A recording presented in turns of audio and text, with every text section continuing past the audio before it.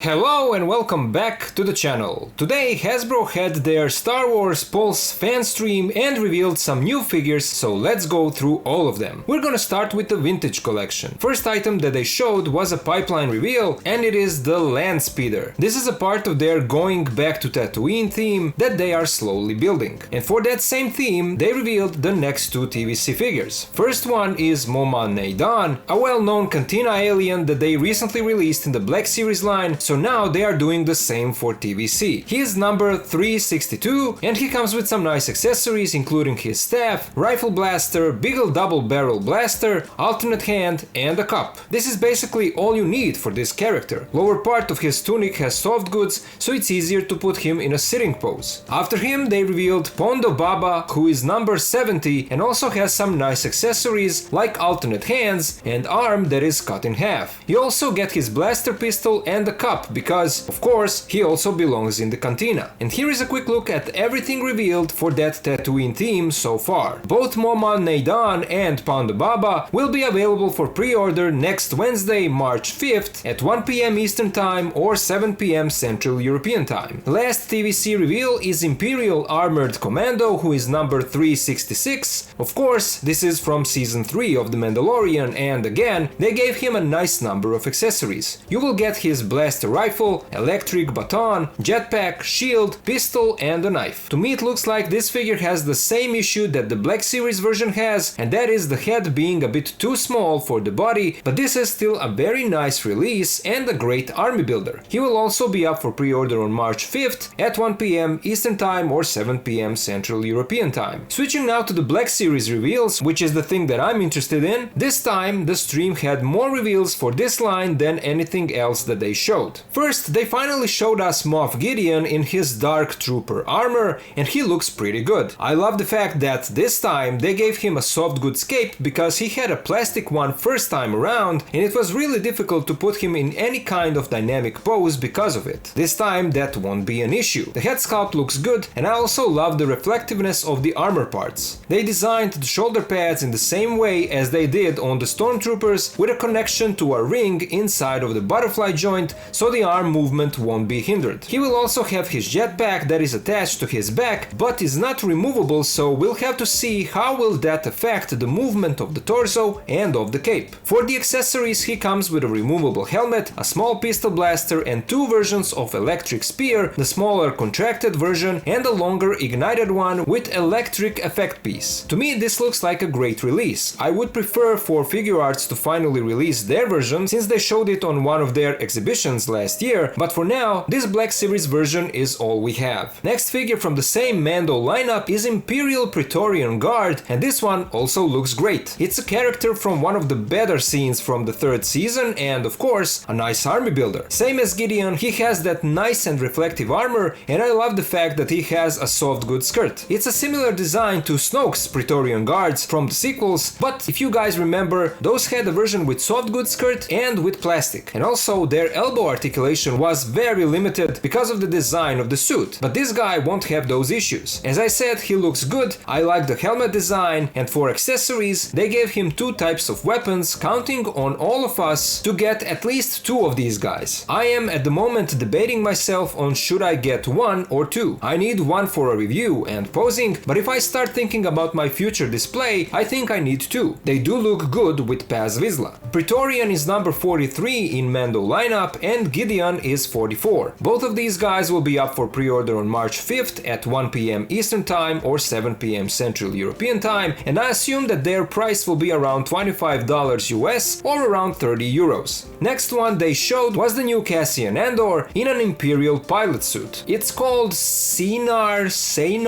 Test Pilot. I have no idea what that means. The second season hasn't come out yet. But they said that this figure has a brand new sculpt and that this is the best Andor likeness that they've done to date. Great thing about this figure is that with helmet on, this can be a nice troop builder. I always like the black and red combo, so this one is appealing to me, but I'll have to think about if I will get him or not. Other than the helmet and the pistol blaster, he doesn't come with much, but the figure does look good. Also from Andor, they showed us the new Director Krennic. Well, it's not really a new figure. This is basically a re-release with an update updated photoreal for the head sculpt. From what I can tell, everything else is the same. Maybe the blaster is different, I can't remember off the top of my head if the same one came with the first release. But I won't lie to you guys, this was a disappointment for me. I really wanted to see a new Krennic figure and unfortunately that didn't happen. I was at least expecting to see him with a soft goods cape instead of that plastic shell that doesn't let you do anything with this figure other than standing like this. So yeah, for me this was the worst reveal on this stream. I don't think that I'll be spending another 30 euros just for an updated likeness, but it's great for those who want it and especially for those who missed out on the first release. Same as all previous releases, Andor and Krennic will be up for pre-order on March 5th at 1 PM Eastern Time or 7 PM Central European Time. And then they revealed few Walmart exclusives that I assume for us in Europe will be available on Hasbro Pulse. They didn't reveal any pre-order date for these figures, so we'll probably know more in the near future. But the first one out of these is the Count Dooku re-release in a blister packaging celebrating the 20th anniversary of Revenge of the Sith. This Dooku is one of the best figures ever made in this entire line, and I'm happy for all of you who will finally get your hands on this figure. As far as I know, this guy was not easy to get after his initial release, so it's good that Hasbro is re-releasing him. He has one of the best likenesses, soft goods cape, his lightsaber, and a blade swinging effect, one of the rare figures that comes with that accessory in this line. This is just overall a great re-release. Second one in this same theme is Kit Fisto, another re-release of one of the older figures. We knew that this was coming, but I was expecting that maybe this time they will include a Jedi robe with him. Unfortunately, they didn't do that. But even though it's an older figure with a limited articulation, I think that it's worth getting, especially if you are building your prequel Jedi display. This guy is a must-have for your collection. And then the last Black Series reveal, also for the 20th anniversary, it's R2-D2, a re-release of an updated R2 that we recently got. It's a great R2 figure that is now in scale with the rest of the figures in this line. He will be in the same blister packaging, he comes with all his tool accessories from before, but this time they've added his jet boosters with flame effects, and that is a nice touch. I love seeing something like this. Those new pieces alone could be a reason for a lot of people to get R2 again. Will I be one of them? I doubt it. But it's good to have options, and it's good to see this figure again, especially in this Revenge of the Sith packaging.